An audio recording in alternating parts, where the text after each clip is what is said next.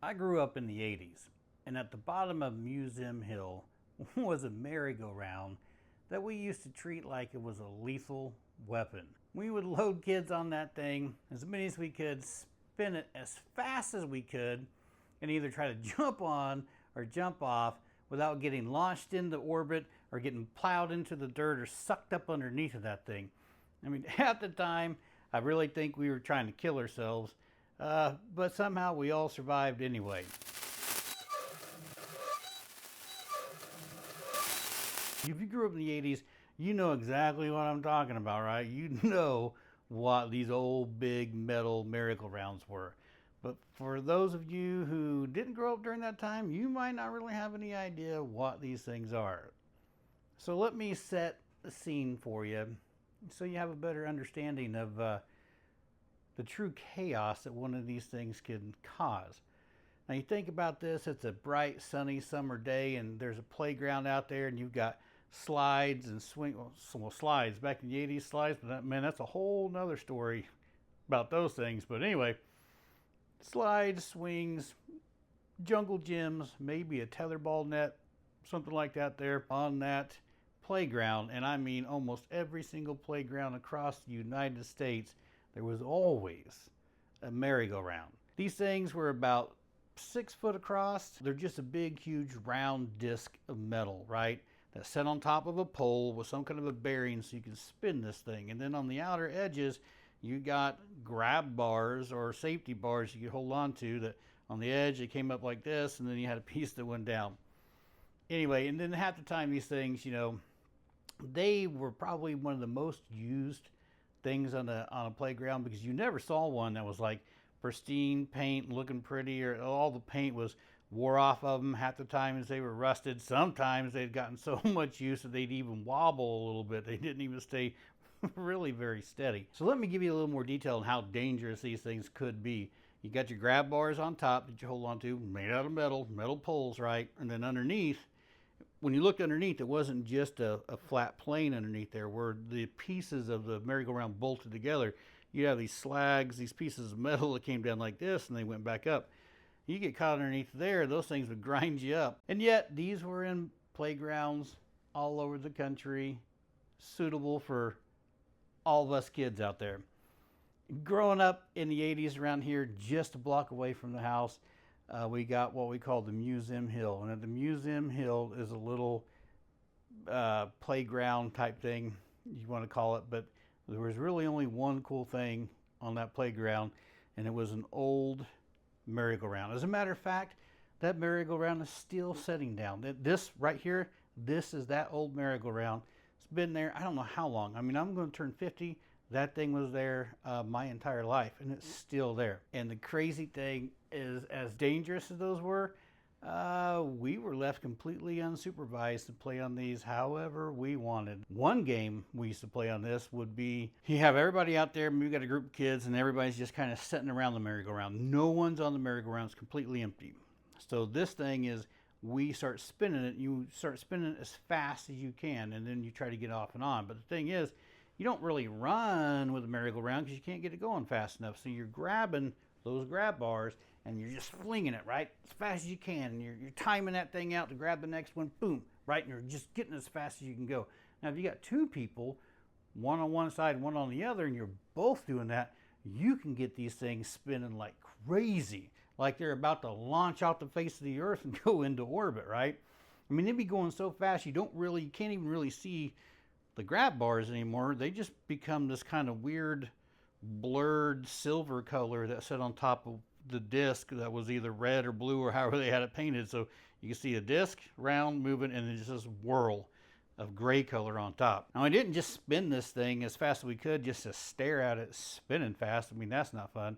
So the object of this game is to get onto the merry-go-round while said merry-go-round is spinning at Mach 1, right? And there's two ways to get on that thing. One is to take a run for it and dive onto it. Or two, try to kind of run alongside of it and jump and grab those grab bars to get on. Either way, generally ended in some kind of physical pain. So if you chose the dive on method, I never saw anybody really complete the dive on method like flawlessly, right? Just dive on and all of a sudden they're on that thing. Not when it's spinning that fast. If they were pretty quick, they get half their body on there, but man, when they dive on and get half their body, that merry-go-round just comes around that pole, bam, just right in the side, right in the rib cage, you know. You've got a folded kid over, and then you got your buddy, he's half hanging on, his legs are on the ground, dragging. Maybe he's knocked the wind out of him, he can't breathe, whatever it is. You pull him off the side, set him down, make sure he's still alive. If he's still alive, you know, if you're not dead, you're good to go. Rub some dirt in it, move on. And then the next guy, get her spinning back again.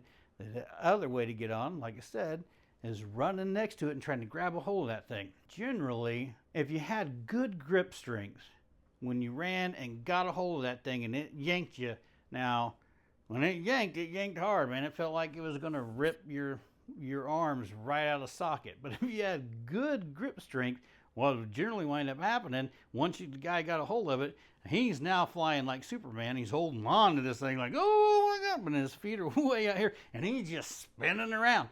Now, generally they'd be spinning around right until it slowed down. The feet would either drag and come to a stop, or if you had buddies like mine, when you got in that position, if they could sneak themselves in between your legs flapping around, they would try to spin that thing even faster and keeping you going until you did launch off. You either launched off that way or come back around and they timed it wrong and you smacked them with your body and you're both folding over onto the ground. So that's game one, right? Game one, spin this thing as fast as you can and see who can get on without killing themselves or breaking an arm or leg or whatever. Now, game number two is everybody's out and around it and you get one guy, victim, well, not victim, because we all, as crazy as this sounds, after I tell you what we do, everybody at one point in time wanted to be the dude, right? So here we go. No one's on the merry-go-round. It's empty. No, I'm sorry. Yeah. No one's really on the merry-go-round except for one guy, one gal, one guy, whoever it was. And you put them right in the center of the merry-go-round. And then you got 2 or 3 guys on the outside and you start spinning said merry-go-round, right? Now, the goal for the people on the outside of the merry-go-round is to spin that thing fast enough that you eject said guy in the middle out into orbit off the merry-go-round. Now, the goal for the guy in the center is obviously not to get ejected into orbit or into the horse or trees or whatever of said merry-go-round. So you get this thing spinning as fast as you can. You got one guy on the other side, like I said before. If you got 2 or even 3 people in tandem, man, you can really get this thing going. Now, if you're in the center and you got pretty good balance, you can do pretty good. But if you get off balance a little bit, and I mean you get off balance just a little bit, physics takes over. And physics takes over with aggression. Because as soon as you come off a little bit, you're sucked off the side, like, and you're hoping that if you're sucked off the side, you're sucked straight through the bars pretty clean and out the other side. Because if not, you're either folding over a bar and hitting your head on the metal on the bottom, or you're halfway out and getting folded up into the bars, and then you're laying halfway out of the merry-go-round as you're going around. And the guys who are spinning that thing hadn't moved in time.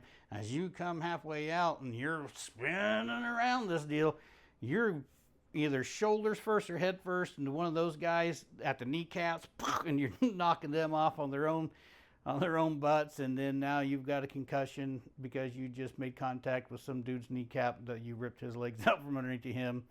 Yeah, good times. Number 3 game we play is basically like King of the Mountain. I don't know if any of you guys, maybe some of you old timers like me, you remember what King of the Mountain was. And if you had a hill or whatever it was, you had one guy on top and everybody's trying to rip that guy off, and that guy's pushing everybody down. Whoever survives on top, King of the Mountain, right? So merry-go King of the Mountain is, you get everybody on there, you get some people spinning it, the guys on the outside are neutral, people inside trying to rip or throw everybody else off that merry-go-round while it's spinning. Last guy standing is King of the Mountain. Or you just get a whole bunch of people on there and see how fast you could get that spinning. Which that generally wasn't all that chaotic, except generally someone would be too dizzy or they were going to get sick or whatever. Something along those lines were happening, right? And now you got to stop this thing. Well, like I said before, back in game 1, with no one on the merry-go-round, stopping it's still kind of a problem. Like I said, you try to grab a hold of it, it yanks you and throws you, or you got to try to hang on to it until you can get it slowed down. It's not that easy. Now we add 4 or 5 people on there, and maybe some of them guys are a little bit bigger. They maybe ate too many Snickers or whatever it is. We got a lot more inertia, right, rolling around with this thing. And you got a couple guys on the other side trying to shut that thing down. Now, your only option is to either kind of run pace with it and get a hold of it, or you do the old tap trick. And if any of you guys remember, you'd stick your hand out there and that thing's moving aggressively, and pap, you let your hand hit the bar, pap, pap, pap, right? And you're just kind of hitting it with your hand, trying to slow it down, and you try to grab a hold, and you're trying to, every tap may be slowing it down a little bit. And then when you think, you've got it slow enough, and a lot of times you didn't, depending on how much weight, guy grabs a hold of that thing and it still yanks him off his feet, pulls his arms out of the socket, and then you're still holding on for dear life, right? You're dragging your body around that merry-go-round, because what you don't want to do while you're getting drug around is fall off, because if you let go and fall down there trying to stop it, that's when you run that risk of getting sucked up or rolling underneath that merry-go-round and it chewing you up. Generally, that's a hospital visit, right? Your stitches, the side of the head, leg, whatever. I mean, best case scenario, metal grabs a hold of your jeans and rips them open, and you lose everything, and you're basically walking home in your skivvies, to go get a new pair of jeans on. Because you got cut up underneath that thing, man, that's no fun. You're generally in the emergency room. Those good old metal merry-go-rounds, you don't see them much anymore, and there's probably a pretty good reason why you don't. Except here, our merry-go-round's still here. And that hill there, Museum Hill, boy, and there's some other stories, there's some other things. That old hill there, that old playground, it tore up more than one kid. And there's more than one little adventure right down there, that old park. You guys would be amazed of what we did and what we got away with. But I'm not going to tell you now. I'll tell you on another one.